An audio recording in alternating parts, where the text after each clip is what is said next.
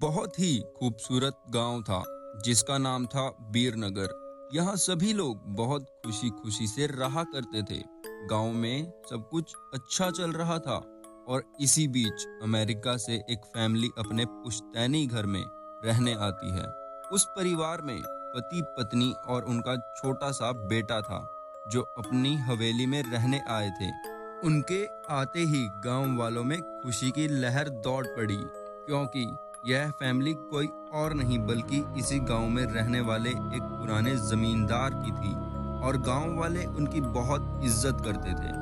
सब कुछ ठीक चल रहा था, लेकिन अचानक एक दिन इस परिवार के बच्चे की तबीयत अचानक बिगड़ने लगती है। सभी को लगता है मौसम का परिवर्तन हुआ होगा, लेकिन बात तो कुछ और ही थी। धीरे धीरे लड़के का चेहरा नीला पड़ने लगा। लड़के के पिता ने डॉक्टर को बुलाया, लेकिन डॉक्टर को भी कुछ समझ नहीं आया। तो उसने पास में ही बने एक अस्पताल में उन्हें परीक्षण के लिए आमंत्रित किया ताकि बच्चे की बीमारी का पता लगाया जा सके। परिवार ने डॉक्टर की सलाह सुनकर हॉस्पिटल जाना जरूरी समझा। सारे परीक्षण होने के बाद भी कुछ नहीं हासिल हुआ। जैसे ही सारा परिवार गांव पहुंचा तो गांव में कुछ बुजुर्गों ने बच्चे की हालत देखकर उन्हें ओझा के पास जाने को कहा। आज भी गांव में पुराने रीति रिवाज के अनुसार झाड़ फूक करके इलाज करने की प्रथा कायम है। परिवार के सभी सदस्य बच्चे के लिए ओझा के पास भी जाने के लिए तैयार हो गए। गांव के पास ही पहाड़ी में एक बाबा रहते थे जो कि काली विघा में भी माहिर थे। जैसे ही उनके आश्रम की सीढ़ियों में वह बच्चा अपने परिवार के साथ पहुंचा तो ओझा जोर जोर से चिल्लाने लगे, तू क्यों आई है? तू क्यों आई है? इतने बरसों के बाद भी तेरा बदला शांत नहीं हुआ। यह सब सुनकर बच्चे के माता पिता और गांव वाले दहशत में आ गए।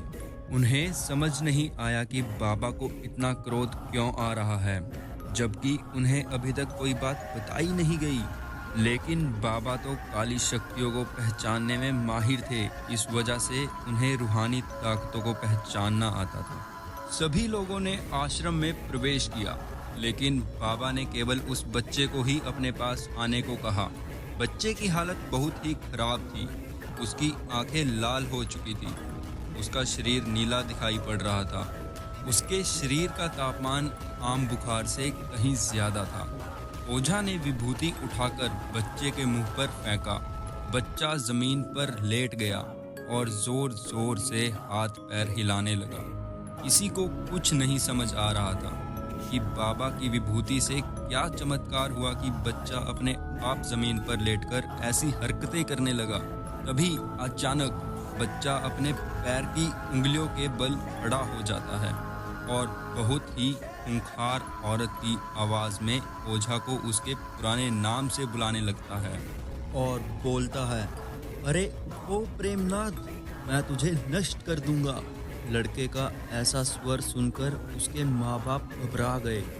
लड़के को इस अवस्था में देखकर उन्हें कुछ समझ नहीं आ रहा था कि ऐसा क्यों हो रहा है। तभी ओझा ने एक मंत्र पढ़कर बच्चे को अपने काबू में किया। सारे गांव वाले ओझा से पूछने लगे, बाबा ये सब क्या हो रहा है? यह बच्चा ऐसा क्यों कर रहा है?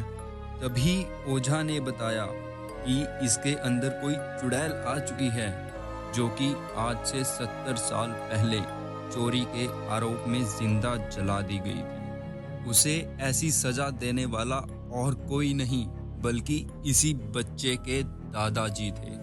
और अब ये चुड़ैल अपना बदला इसलिए लेने आई है क्योंकि वह गर्भवती अवस्था में जली थी और उसकी कोख में पल रहा मासूम बच्चा भी जल गया था।